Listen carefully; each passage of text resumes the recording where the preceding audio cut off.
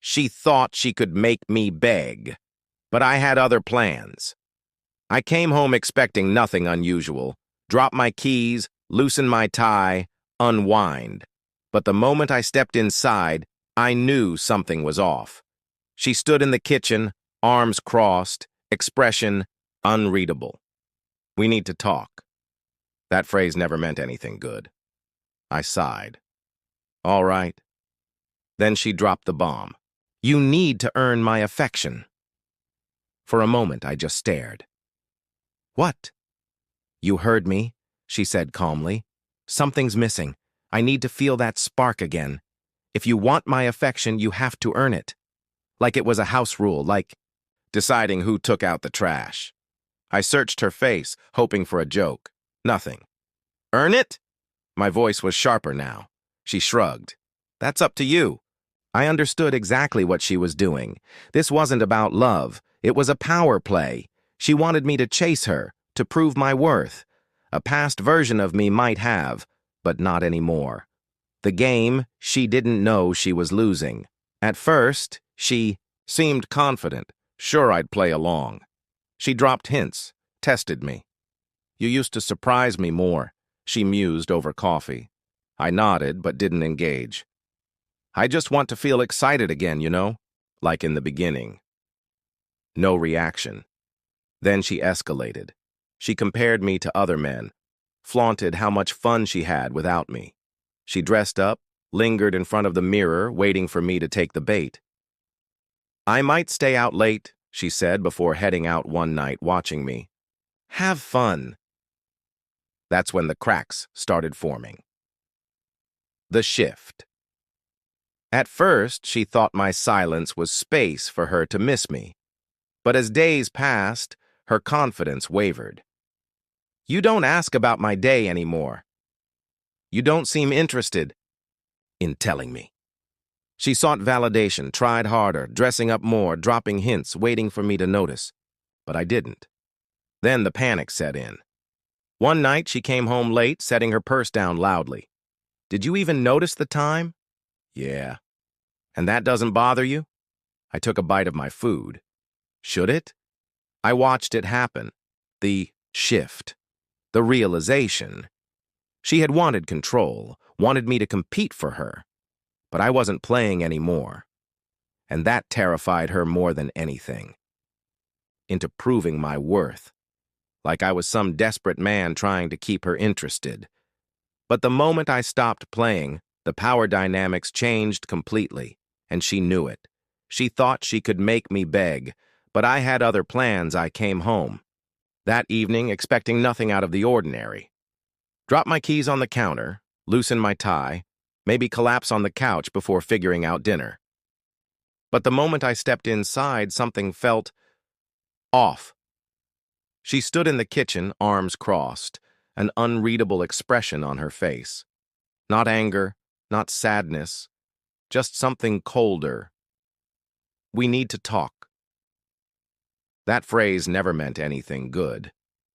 I sighed, already bracing myself. "All right." She took a deep breath like she had rehearsed what was coming next. Then she dropped the bomb. "You need to earn my affection." For a second, I just stood there trying to process her words. "What?" I asked, not because I didn't understand, but because it made no sense. "I don't feel the same way I used to. I don't know if it's you or me, but something is missing. And I need to feel that spark again. If you want my affection, you have to earn it." She said it like it was the most reasonable thing in the world, like she had just set a new house rule. I stared at her, searching for any sign that this was a joke, a test, something other than what it was. But she didn't waver. "Earn it?" My voice was sharper now. She shrugged. "That's up to you."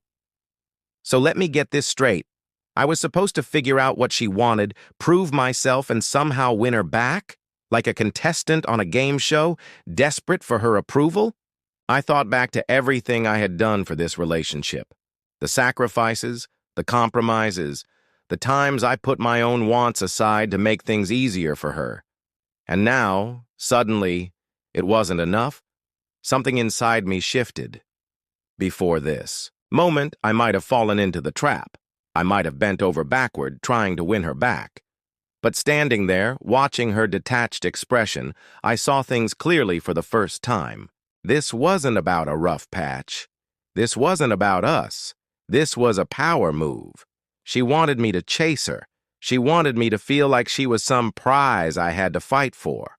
I wasn't playing that game. The game.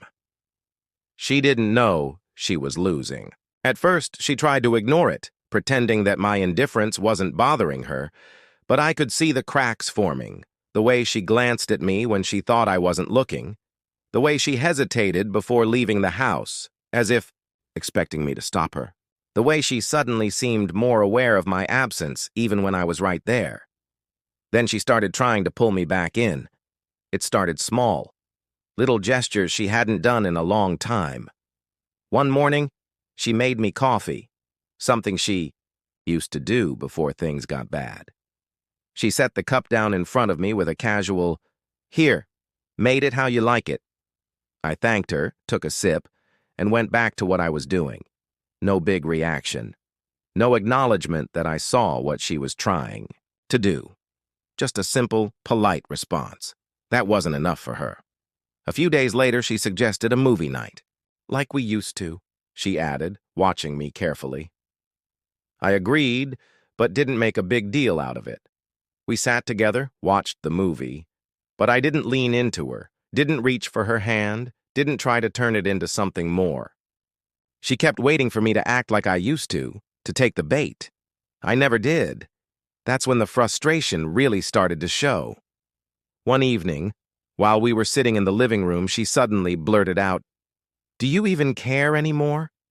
I looked up from my phone. "About what?" "About us," she said, crossing her arms. "You've been different." I leaned back in my chair. "Different how?" She scoffed. "You know what I mean. You don't." She stopped herself, biting her lip. Then she sighed. "You don't act like you used to. You don't even try anymore." I let that sit in the air for a second before responding. Maybe because I realized I shouldn't have to.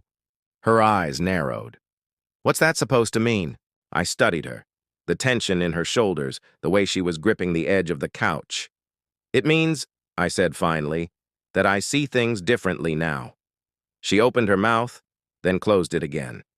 She wasn't used to this version of me, the one who wasn't scrambling to meet her expectations, who wasn't constantly trying to prove himself. And she didn't like it. I could tell she was torn. On one hand, she wanted to keep up the act, to maintain the upper hand. But on the other, she was starting to realize something terrifying. She was losing me. And for the first time, she was the one who felt uncertain. The end of the chase. That night, she came into the bedroom while I was getting ready for bed. She hesitated in the doorway before walking over and sitting beside me on the edge of the mattress. "Can we talk?" she asked, her voice softer than usual. I set my phone down. "Sure." She looked down at her hands. "I don't want things to be like this." "Like what?" I asked. She swallowed, then looked up at me. "I feel like you're pulling away." I nodded slowly. "Maybe I am." She flinched at my honesty. "Why?" I took a deep breath. "Because I finally understand what's been happening, and I'm done playing along." She looked like she wanted to deny it, to argue, to twist the narrative. But I didn't give her the chance. "You put me in a position where I had to fight for something that should have been mutual.